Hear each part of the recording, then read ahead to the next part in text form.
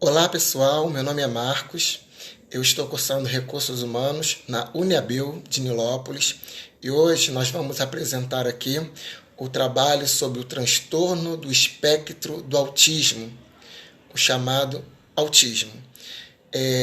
Ele é uma condição de saúde caracterizada por déficit de comunicação social, ou seja, a dificuldade em socialização e dificuldades também em comunicação verbal e não verbal. E também está ligada a comportamento, seja ele do interesse restrito e também de movimentos repetitivos. Não há só um tipo, mas muitos subtipos do transtorno. Ele é tão abrangente que se usa o termo espectro pelos vários níveis de comprometimento.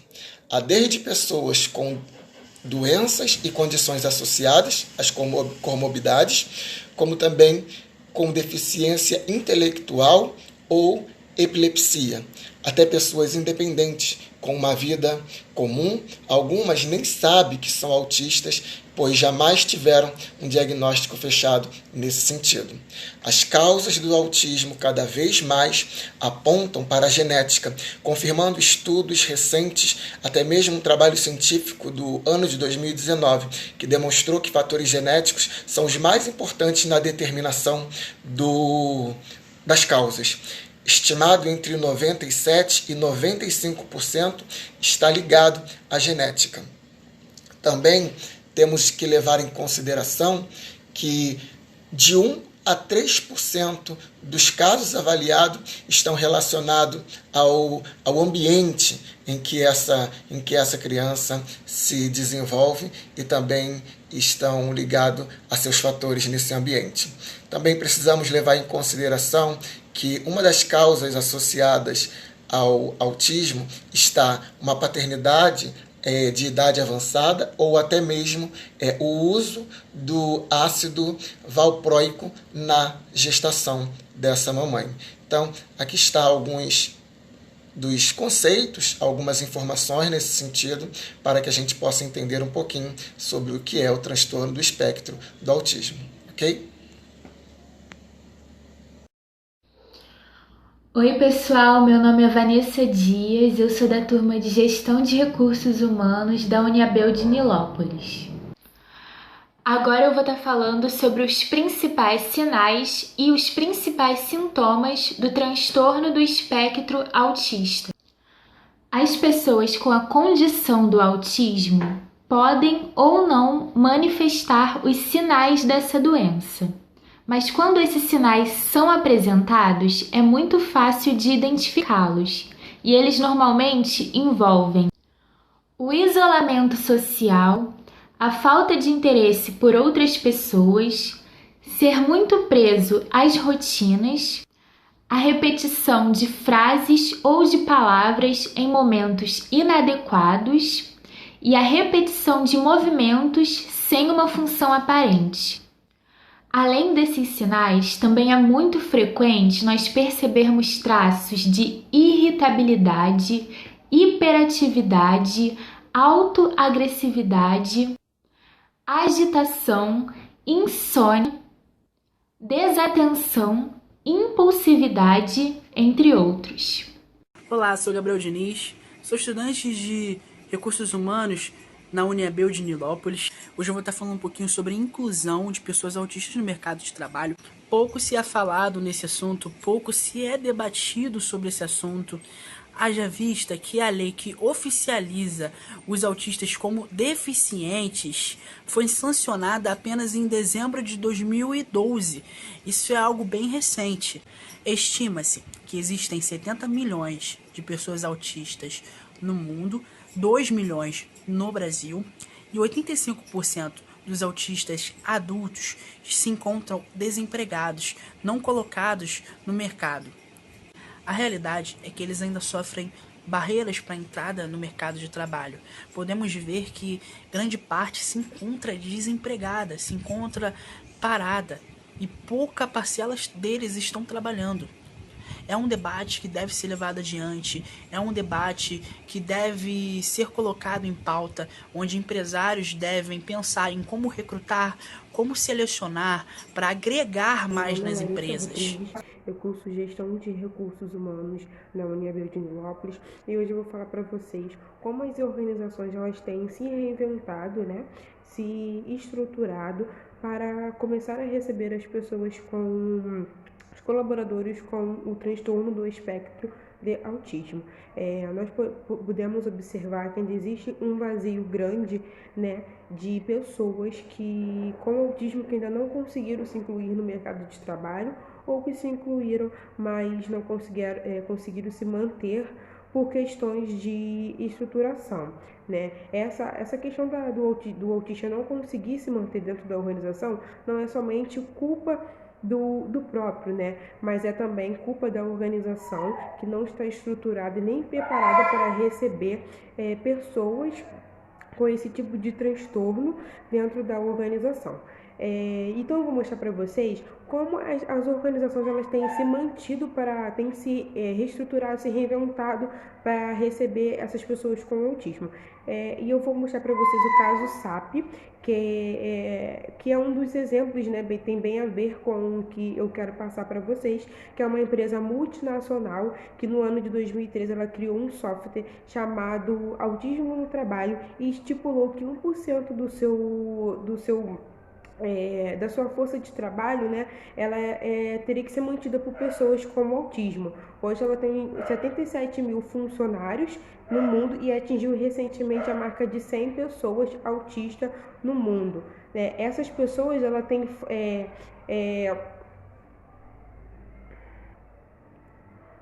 essa empresa é um exemplo do que eu quero passar para vocês hoje, né? Que é uma empresa que ela se reestruturou e ela no caso criou, né, um meio de ter, né, pessoas com autismo no seu quadro de funcionários, né? E para isso ela investiu em parcerias, ela criou uma parceria com uma ONG, que é especialista, né, que ela é encarregada, né, de capacitar, de formar as pessoas com autismo, para as pessoas com autismo se colocarem no mercado de trabalho.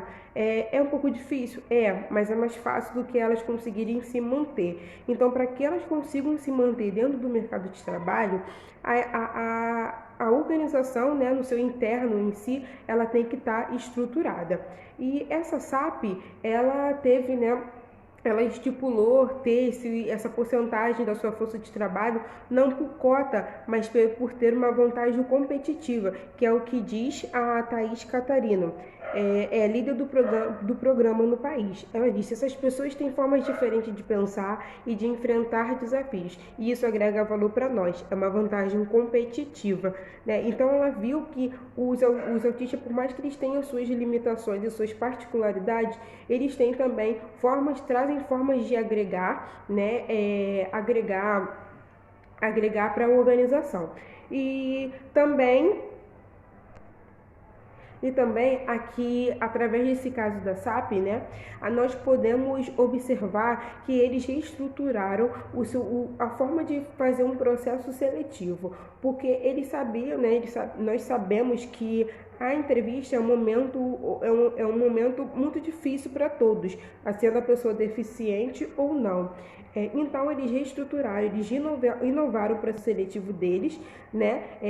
Fizeram um novo projeto, porque eles saberiam que a entrevista seria um momento, né? Seria um ambiente muito hostil, muito inapropriado para uma pessoa com autismo, já que ele tem as suas limitações, né? E já que eles precisam de uma comunicação mais clara, mais direta. Então, como que era? Eu vou dizer para vocês agora como que eles inovaram nesse projeto, né? Tá ali no último tópicozinho. Quando uma vaga ela é identificada na empresa, a fundação, que no caso é a especialista, né, com o qual a SAP fez a parceria, consultava o seu banco de talentos, realizava uma profissionais compatíveis com a vaga que a organização ela estava precisando naquele momento. E após divulgada a vaga, né, e escolhidos os candidatos, né, com a síndrome, Eles eram encarregados de criar um robô de tipo Lego, de modelo especial, e passavam por 4 semanas de treinamento. Após criado esse robô, eles apresentavam esse robô para os gestores e daí passavam por um momento de aprovação ou de não aprovação, né? Os aprovados, eles ganhavam um buddy, que era um colega, que era responsável por socializar eles na empresa, ambientalizar, né? Mostrar os pontos, mostrar as regras, o que poderia fazer, o que não pode fazer e mostrar a sua função. E, no caso, fazer com que o colaborador com o autismo ele já se sentisse bem naquele ambiente, né? E podemos concluir, né, com isso com um tópico lá embaixo.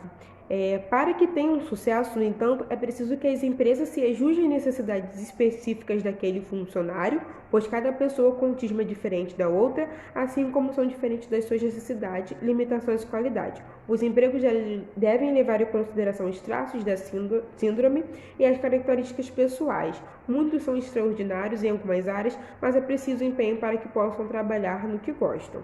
Com isso, o estudo publicado pelo Jornal do Autismo concluiu que 87,5% dos jovens autistas que recebem um suporte igualmente da empresa SAP, eles conseguem se colocar e se manter dentro do mercado de trabalho.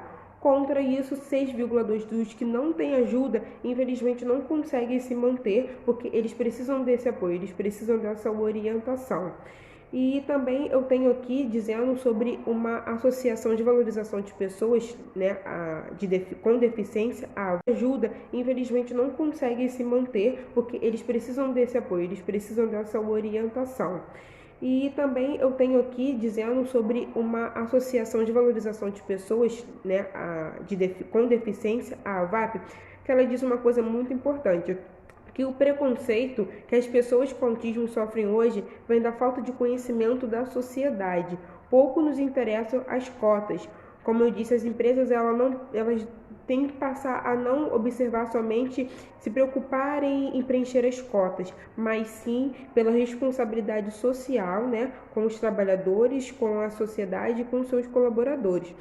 E a VAP ela é uma empresa, né, que ela é encarregada de passar para dentro das organizações, né, para o interior da organização e sensibilizar sobre o autismo, né, passando seus conhecimentos através de palestras e treinamentos. Então, globalmente, essa especialista, né, ela tem feito parcerias com empresas, né, sendo multinacionais ou não, para conseguir diminuir o percentual de pessoas com autismo que estão fora do mercado de trabalho. E assim tem conseguido diminuir. Por mais que a gente tenha um grande vazio ainda, né, pela falta de conhecimento da sociedade do que é o autismo, dos seus sintomas, essa empresa, essa ONG, ela tem conseguido diminuir esse percentual.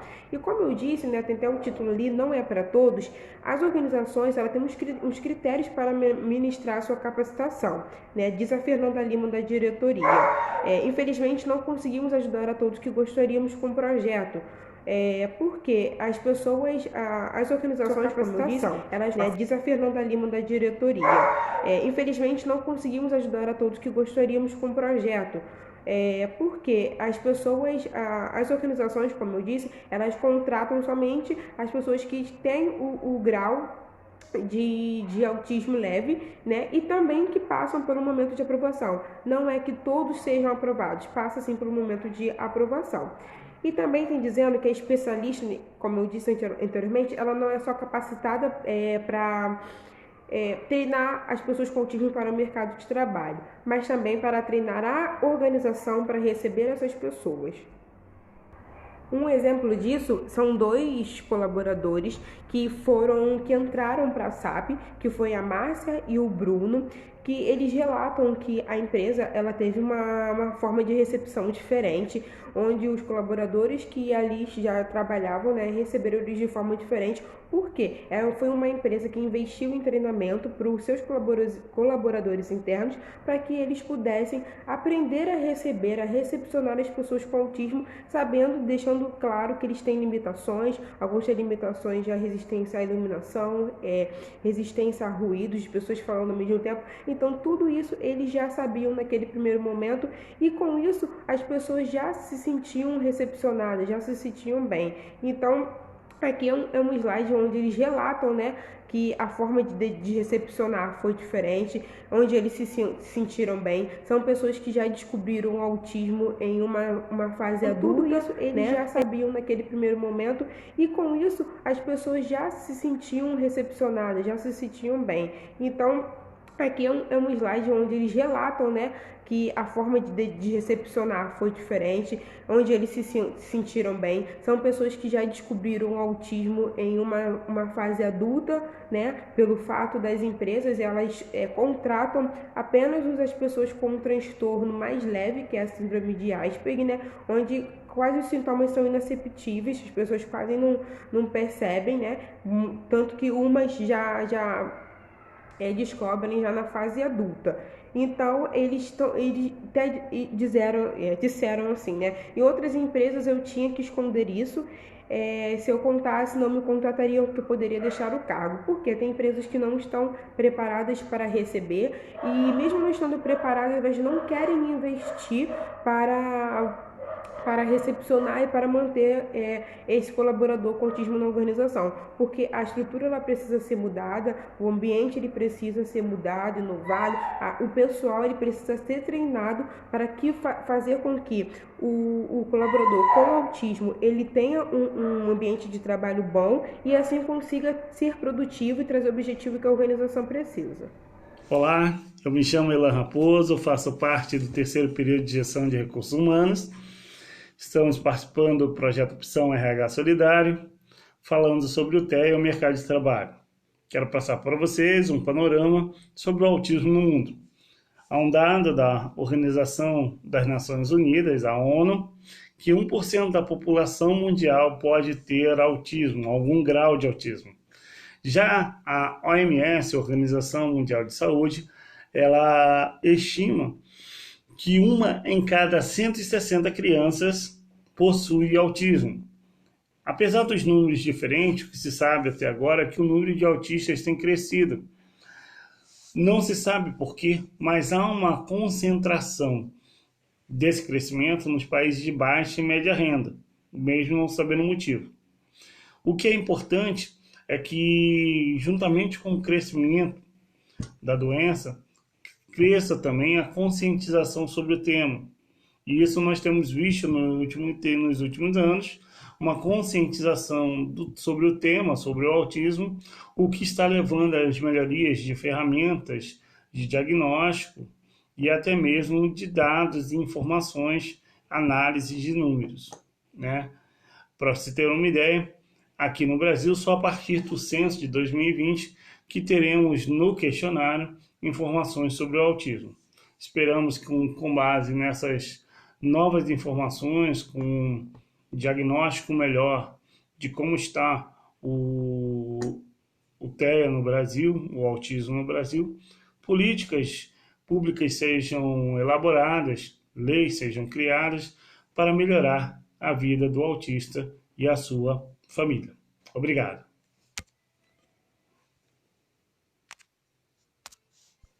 Olá, então vamos resumir o que nós vimos até agora.